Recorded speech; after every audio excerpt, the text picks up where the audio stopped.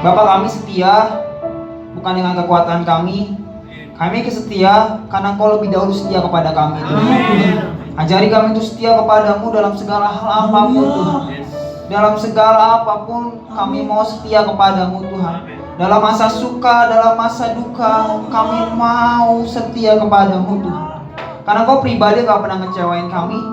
Kau pribadi gak pernah ninggalin kami. Kau pribadi yang selalu ada buat kami. Engkau tempat kami bersandar, Tuhan. Engkau tempat kami bercerita. Engkau tidak pernah anti dengan cerita hidup kami, tapi Engkau siap untuk mendengarkan cerita-cerita kami.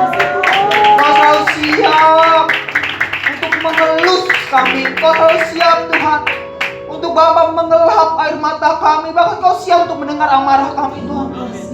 Dan habis kami lakukan itu, Kau selalu peluk kami, Tuhan. Hari ini Bapa, Engkau buktikan Kau peluk kami melalui hadirat-Mu yang kudus. Hadirat-Mu memeluk kami sehingga kami lega, kami disegarkan. Dan lebih daripada itu, Tuhan, kami mau dengar suara-Mu. Apa yang ingin Kau sampaikan dalam hidup kami, supaya hari-hari kami semakin baik, supaya kami semakin menyenangkan Kau, Tuhan, supaya kami semakin terus setia kepadamu, Tuhan. Terus Bapak, tolong hamba sebagai juru bicara-Mu, hambanya juru bicara-Mu. Less of me, more of you. Kau harus semakin besar, aku semakin kecil dalam nama Yesus Kristus. Kami janji kami akan buka hati, pikiran dan jiwa kami untuk boleh dengar firman-Mu. Itu sebabnya Tuhan, taruhlah telinga seorang murid menjadi milik kami dalam nama Yesus Kristus. Dan kami tahu ada setan tidak suka, itu sebabnya kami satukan hati kami. Kami menolak kau setan penipu, kau roh jahat di dalam nama Yesus. Tidak berkuasa atas ibadah ini, hanyalah pergilah di dalam nama Yesus. Demi nama Yesus Kristus. Tetapi kami semua jemaat Depok siap menerima firman dan siap mengalami perubahan di dalam nama Yesus Kristus. Yang siap mendengarkan firman Tuhan, dengan bangga kita berkata amin. Sekali lagi dengan bangga kita berkata amin. Terimalah salam dari mimbar ini, salam kemenangan iman. Salam kemenangan. Kita kasih tepuk tangan terbaik buat kita. Silakan duduk Bapak Ibu Saudara, silakan duduk. Puji Tuhan, terima kasih tim Present Worship untuk pelayanan yang diberkati lewat pelayanan tim PW. Katakan amin. Ya Bapak Ibu Saudara, di dalam hadirat Tuhan kita selalu ditegarkan, selalu dikuatkan bahwa memang Tuhanlah satu-satunya tempat yang utama dalam hidup kita. Amin Bapak Ibu Saudara. Jadikan Tuhan tempat yang utama. Hari-hari ini orang gak kayak gitu Bapak Ibu Saudara. Tuhan gak jadi tempat yang pertama. Yang tempat pertama adalah tempat nongkrong, bukan Tuhan. Nongkrong nomor 1, Tuhan nomor sepatu, Saudara. 42 tanggal 10 Juli Mbak ya. Ya, jadikan Tuhan yang nomor 1, yang pertama dalam hidup kita. Makanya kalau ibadah pasti semangat. Nggak semua bilang amin. Ibadah pasti semangat. Pak, saya udah tahu Pak, kok capek pada Senin sampai Sabtu. Bu, saya tahu kok capek Bu. Anak-anak muda saya tahu kita capek gitu, ngadepin yang namanya tugas, kerjaan dan lain-lain. Tapi justru di hari Minggu ketika kita datang ke rumah Tuhan, kita ekspresikan bilang, Tuhan, seminggu kau tolong kami. Terima kasih Tuhan. Haleluya. Sehingga ketika kita datang ke rumah Tuhan, kita datang dengan penuh sukacita dan penuh kegairahan. Karena kita mau dapat lagi apa yang jadi isi hati Tuhan dalam hidup kita. Haleluya jemaat Tuhan. Puji Tuhan, senang hari ini bisa bersama-sama dengan saudara. Dan hari ini kita akan sama-sama lebih lagi memahami firman Tuhan sekali lagi supaya hidup kita semakin baik. Amin Bapak Ibu. Aduh, hidup gitu-gitu aja gak seru kan? Betul gak? Mengalir bersamamu, ngalir terus bersuka di dalammu. Hati-hati dengan mentok saudara. Ngalir aja hidupnya tidak punya tujuan, gak seru, gak enak. Tapi kalau dalam hidup kita ya ada masalah, benar gak? Ada tantangan, itu baru seru tuh. Benar. Itu baru apa? Seru. Bapak Ibu, hidup ini kalau gak berwarna gak enak. Contoh saya tanya, gajah besar apa kecil? Kenapa saudara bilang gajah besar? Kan ada semut yang kecil. Coba kalau semut segede gajah saudara gak bisa bilang gajah itu besar. Ada namanya variatif, ada yang besar, ada yang kecil, tapi hal itu membuat dunia kita semakin berwarna. Amin Bapak Ibu Saudara. Makanya harusnya semakin hari kita semakin bergairah. Apalagi hari kita memasuki bulan yang ke-6 Bapak Ibu Saudara. Bulan ke-6 identik dengan yang namanya bulan evaluasi. Orang selalu bilang evaluasi itu akhir tahun. Saya mau bilang salah. Ngapain evaluasi akhir tahun? Udah kelar tahunnya. Justru evaluasi yang baik itu adalah di pertengahan tahun.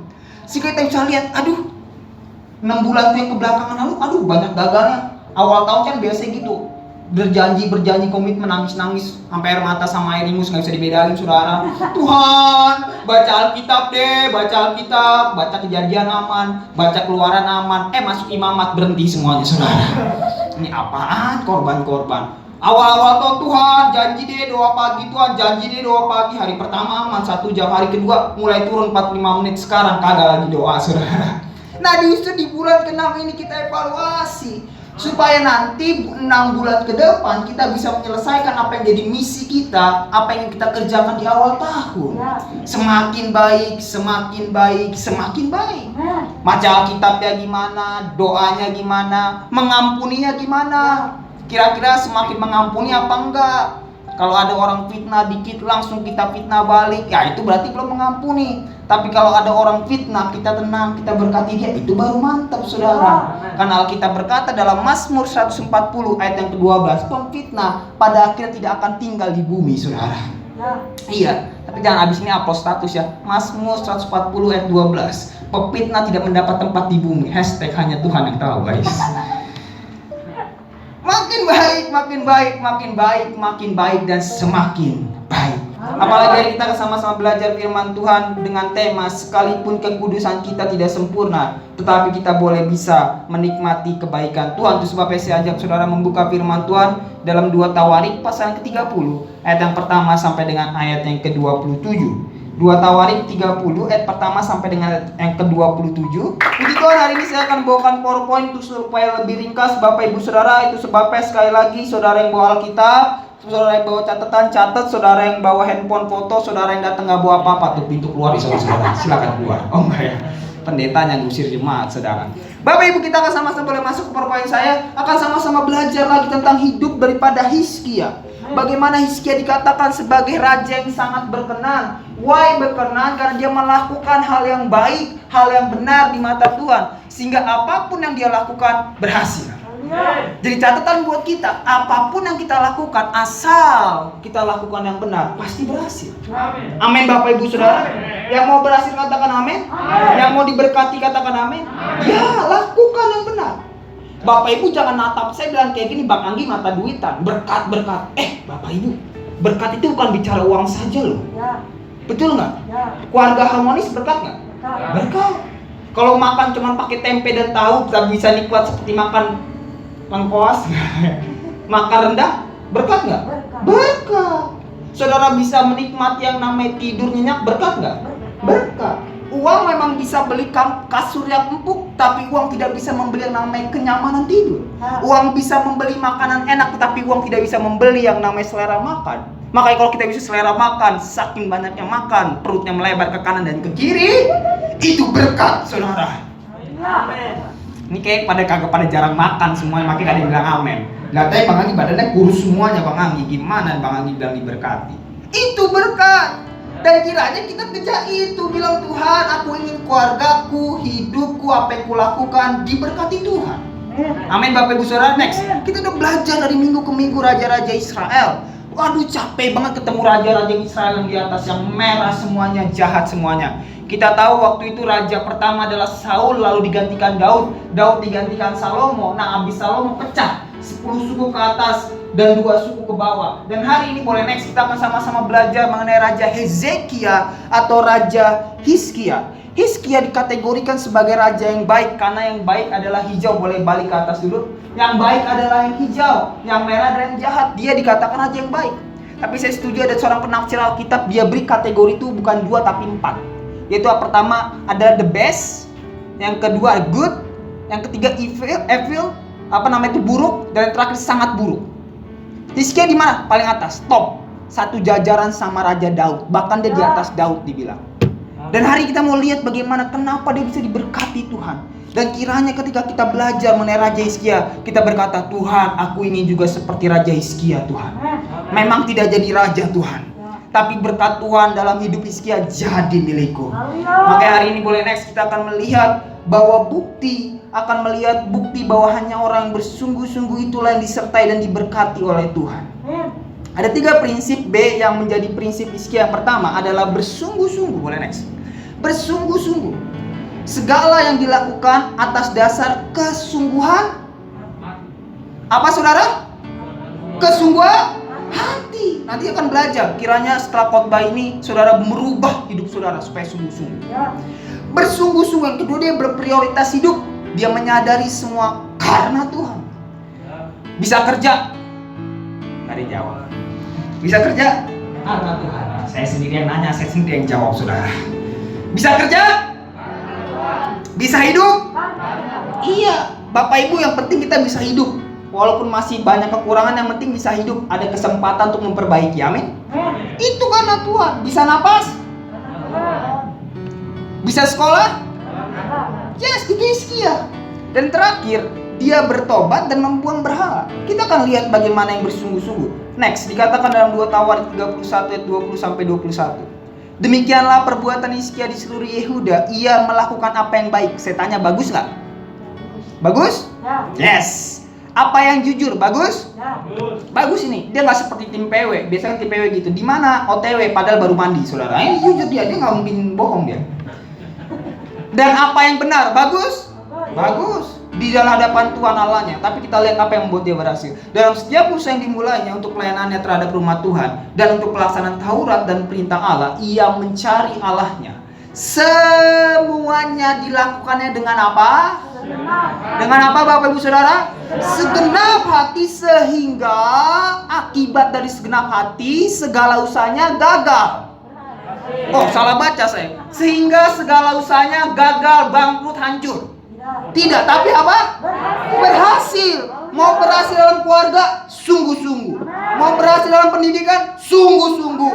Mau berhasil dalam pekerjaan, sungguh-sungguh. Kita kasih tepuk tangan terbaik buat Tuhan. Sungguh-sungguh lah. Sebaliknya ada namanya Raja Amazia naik sama-sama Raja Yehuda. Dia melakukan yang baik, bahkan benar Galat. Ia melakukan apa yang benar di mata Tuhan. Good. Tetapi lihat, namun atau hanya tidak dengan segenap hati. Ibadah sih. Ibadah di sini nih. Tapi hatinya kemana gitu? Apalagi kan saya kayak khotbah di tanggal 13 kayak ini, stres saya saudara. Bener lah. Karena Jumat banyak gajinya itu 10 koma bu. Tanggal 10 koma. Makanya sambil khotbah pun denger dia otaknya kemana-mana. Besok makan apa gua, besok makan apa gitu. Udah koma pada saudara. Nah Bapak Ibu Saudara, Amazia kayak gitu. Dia sih lakuin yang bener tapi gak segenap hati. Akhirnya endingnya dia akhirnya menjauh dari Tuhan. Next. Kalau orang ya gak sungguh-sungguh akhirnya ini. Sejak Amazia menjauhi Tuhan, orang mengadakan persepakatan melawan dia di Yerusalem. Sebab itu larilah ia ke Lakis, tetapi mereka menyuruh mengejar dia ke Lakis, lalu dibunuhnyalah ia di sana. Lihat orang yang gak sungguh-sungguh. Pertama-tama sih dia lakuin yang benar, datang juga tuh ibadah, tapi nggak sungguh-sungguh. Gara-gara nggak sungguh-sungguh, lama-lama apa? Nggak enak. Ah ngapain sih? Denger bang lagi khotbah, marah-marah mulu lagi, suaranya kenceng banget. Akhirnya apa? Udah nggak usah ibadah lagi. Waktu dia nggak mau ibadah lagi, akhirnya apa? Dia menjauh dari Tuhan. Itu jauh dari Tuhan. Prinsip-prinsipnya pun bukan prinsip Alkitab lagi yang dipakai. Makanya penting sekali lakukan segala sesuatu dengan sungguh-sungguh. Akhirnya apa? Orang jauh dari Tuhan dibunuh oleh rakyatnya sendiri. Wow, sedih sekali. Kira-kira gini. Saudara sebagai seorang orang tua dipermalukan sama anak sendiri. Mau nggak? Mau nggak orang tua? Tidak.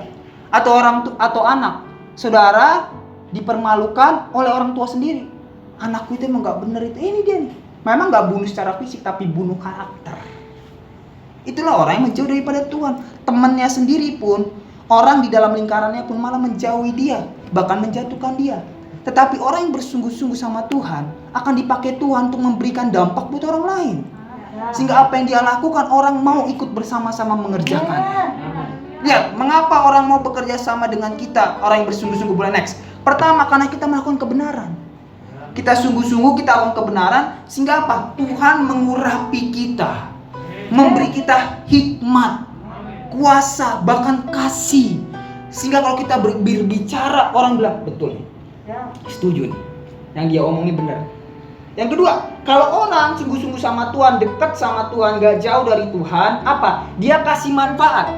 Apa? Dia akan melakukan yang baik. Ya iyalah, namanya orang benar pasti melakukan yang baik. Karena dia melakukan yang baik, akhirnya apa? Dia memberi manfaat bagi orang lain. Ini dia. Makanya Amsal 21 ayat 1 next. Hati raja seperti batang air di tanah anak Tuhan, dialirkannya kemana ia ingini. Jikalau Tuhan berkenan kepada jalan seorang, maka musuhnya pun diperdamaikannya dengan dia. Kenapa bisa kayak gini? Musuhnya pun dukung dia, musuhnya pun yang mau nolong dia. Karena orang itu melakukan yang benar dan orang itu memberikan manfaat. Sama-sama bilang sama saya, manfaat. Ayo jemaat Tuhan Depok, berilah manfaat bagi orang lain. Jangan hidup diri sendiri terus, diri sendiri terus. Makanya doanya, Tuhan berkati suamiku, rumahku, kerjaanku, sekolahku, anakku, cucuku, anjingku, kucingku, kambingku, semua aku semuanya. Nggak ada doain orang lain. Mari kita berdoa juga untuk orang lain. Bukan kayak dialami oleh Nehemia. Nehemia memiliki beban untuk membangun tembok Yerusalem. Boleh next. Waktu itu Bapak Ibu Saudara, orang Israel sudah dibuang ke yang namanya Babylon. Dan kalau Bapak Ibu Saudara, ketika mereka dibuang di Babylon, mereka ada yang mengalami kenyamanan. Kesempurnaan cinta, bukan itu lagu saudara. Mengalami kenyamanan Bapak Ibu. Kenapa nih? Kan kalau kita pikirkan dijajah nggak enak ya. Memang kita dijajah nggak enak. Tetapi waktu zaman dulu ketika mereka dibuang ke Babylon, mereka mendapatkan posisi-posisi bagus loh. Contoh Sadrak, Mesak, SMA, Sadrak, Mesak, Abednego. Nah itu dibuang ke Babel tuh Bapak Ibu. Jadi apa? Jadi pejabat negeri. Siapa lagi? Daniel. Jadi ketika mereka sampai ke Babylon, mereka udah mulai nyaman. Yehuda yang kebuang ke Babel bilang, ngapain? Udah nyaman di sini, udah settle gitu. Kira-kira kayak gini, yuk datang ibadah ke Depok, ngapain? Nongkrong, udah settle gitu. Saudara, ya kan, jadi nongkrong nomor 1, Tuhan nomor sepatu. Nah ini nih. Tuhan nomor sepatu, nongkrong nomor 1. Tetapi lihat ya, orang yang nyaman tadi, orang yang gak mau kerja keras tadi, karena ada berdiri Nehemia yang dekat dengan Tuhan dan memberikan manfaat. Kita lihat next ayat 17. Berkatalah aku kepada mereka, yang orang ini adalah orang yang malas, orang yang cari nyaman. Kamu lihat kemalangan yang kita alami? Yakini Yerusalem telah menjadi reruntuhan dan pintu-pintu gerbangnya terbakar. Mari kita bangun kembali. Ngajak nih. Lihat nih, dia ngajak orang-orang malas. Mari yuk kita bangun kembali tembok Yerusalem supaya kita tidak dicela. Ayat yang ke-18. Ketika kuberitahukan kepada mereka betapa murahnya tanganku yang melindungi aku, dan juga apa yang dikatakan raja kepadaku, berkatalah mereka, kami siap untuk membangun. Orang yang nyaman itu berkata, kami siap untuk membangun. Kalau di Jamat Depok, kami siap bangun karena tidur semuanya. Dan dengan sekuat tenaga mereka mulai melakukan pekerjaan yang baik. Lihat ya, mereka yang malas itu, mereka yang cari nyaman itu karena ada sosok namanya Nehemia yang dekat dengan Tuhan, yang sungguh-sungguh sama Tuhan dan yang melakukan hal yang baik, memberi manfaat. Akhirnya apa? Orang malas itu pun mau mendukung. Pak, kalau hari ini anakmu gak dukung kau Pak, ini waktunya bertobat Pak. Supaya anak kita dukung kita, anak saudara. Anak engkau Pak dukung engkau Pak. Saya sedih ya, anak-anak zaman sekarang kan gak mau dengerin lagi orang tuanya. Jangan salahkan anak Pak. Biasa bela anak. Enggak, nanti saya marahin juga anak, tenang. Anak saya puji dulu sekarang ya. Siap-siap nanti pertengahan Anda saya libas saudara.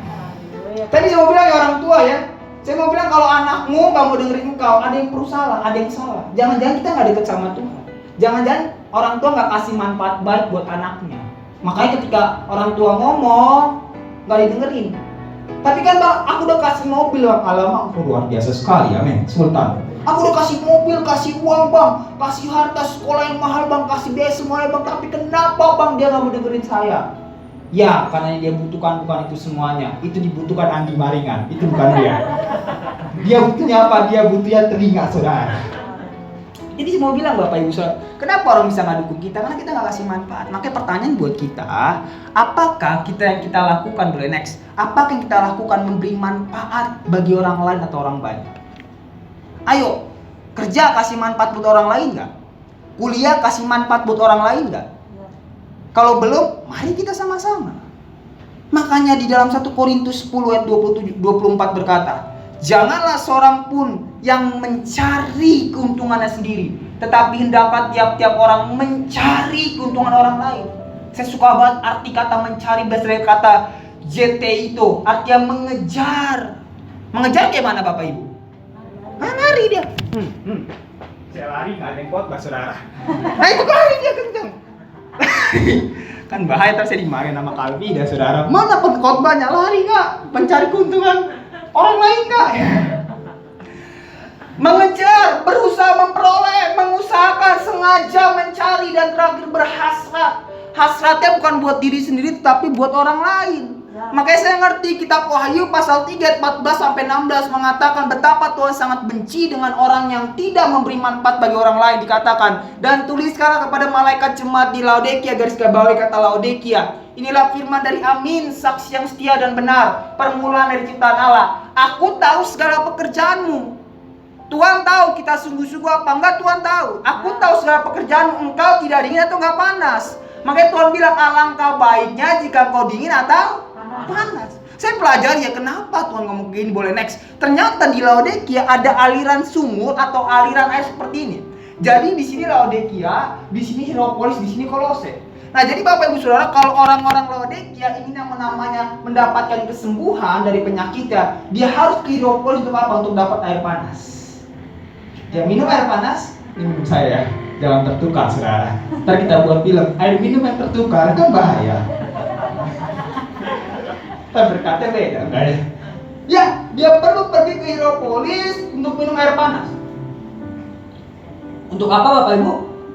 Mengobati. Kalau dia yang ingin menyegarkan diri, dia harus pergi ke Kolose minum air dingin. Air mineral ada manis-manis. Bukan aku saudara. Dia harus pergi ke sana. Tetapi Bapak Ibu Saudara, orang-orang yang namanya Laodikia nggak mau. Dia bikin saluran air. Akhirnya apa? Air yang panas mengalir ke Laodikia jadi apa? Suam kuku. Hangat kuku. Air yang dingin dari yang namanya Kolose ngalir ke Laodikia bukan dingin tapi suam kuku. Bukan menyegarkan karena dingin, bukan yang namanya mengobati karena panas, tetapi apa? Menjadi racun. Next, makanya dikatakan ayat yang ke-16. Jadi karena engkau suam kuku dan tidak dingin atau panas, aku akan memuntahkan engkau. Kenapa nggak ada gunanya jadi racun? Ternyata bukan wanita saja racun dunia, saudara. Jemaat Tuhan yang nggak sungguh-sungguh pun racun dunia. Kita kalau nyanyi wanita racun dunia, yes. Ternyata bukan wanita doang, kita pun racun dunia kalau nggak sungguh-sungguh, saudara. Iya. Makanya kenapa? Makanya ayo kita kasih manfaat. Kalau nggak ini dimuntahkan loh. Ini bukan bicara kalau panas itu Roh Kudus, dingin itu hatinya keras, bukan kayak gitu, tafsiran yang salah itu. Ini dia. Saya ngerti kenapa Tuhan bilang, ayo kasih manfaat buat orang lain, ayo. Kalau kita kasih manfaat orang lain, akhirnya next. Tuhan ngajak kita makan. Ini ayat ini bukan buat jiwa baru. Ini bukan jiwa baru, ini buat jemaat Laodikia ayat yang ke-20. Lihat, aku berdiri depan pintu dan mengetuk. Sakit juga. Jikalau ada orang yang mendengar suaraku dan membukakan pintu, aku akan masuk mendapatinya. Dan aku akan apa? Makan, makan, saudara. Akan makan bersama-sama dengan dia dan dia bersama-sama dengan aku. Bapak Ibu, kalau kita di meja makan, pasti ada hal penting diomongin. Betul. Kalau kita diundang Pak Jokowi untuk makan di istana, pasti ada something yang mau disampaikan. Same. Ketika Tuhan ngajak yuk kita makan bareng, ada something. Satu hal penting yang mau Tuhan kasih buat kita itu apa? Supaya kita bermanfaat. Ayo bermanfaat, kita jadi tahun terbaik buat Tuhan. Bermanfaatlah. Bukankah pernah saya katakan boleh next, tanpa Yesus aku tidak dapat berbuat apa-apa. Tetapi tanpa aku Yesus tidak mau berbuat apa-apa. Dikatakan Agustinus, seorang bapak gereja. Betapa kita ini sebenarnya memiliki posisi yang luar biasa. Makanya Tuhan sangat ingin, ayo kamu itu hebat, kamu itu luar biasa. Ayo memberi, ayo lakukan sesuatu. Boleh next. Wah, kita sudah belajar beri yang namanya next, uang, tenaga, waktu, perasaan. Jangan bilang bang kalau ngasih itu harus uang, no. Bisa tenaga, bisa waktu, bisa perasaan, pikiran. Kasih manfaat buat orang lain. Jangan buat kita terus. Jangan bilang bang nggak ada uang bang, nggak bisa bang. Bu, Pak, anak-anak muda saya mau bilang, Sebenarnya kasih manfaat itu bicara hati kok. Maka nggak ada yang bilang amin kan? Saya sangat diberkati dengan kisah penduduk Mizoram. Boleh next. Kisah penduduk Mizoram India. Dia memiliki gerakan segenggam beras. Bapak ibu saudara, mereka memberi kepada Tuhan untuk pekerjaan misi. Padahal mereka ini, suku-suku di Mizoram ini adalah mereka orang miskin. Kita tahu di India ada kasta-kasta, ada kasta kerajaan, bangsawan, ada kasta terendah. Nah, suku Mizoram adalah suku yang paling miskin. Penghasilannya 1 bulan berapa? 500.000. Ini buat kita ngopi nih saudara, 500.000 per bulan saudara. Ini penghasilannya saudara, 500.000, bayangin. Tetapi ini ya, karena punya generous hati untuk memberi kasih manfaat, mereka punya yang namanya program gerakan segenggam beras. Jadi sebelum makan ambil beras.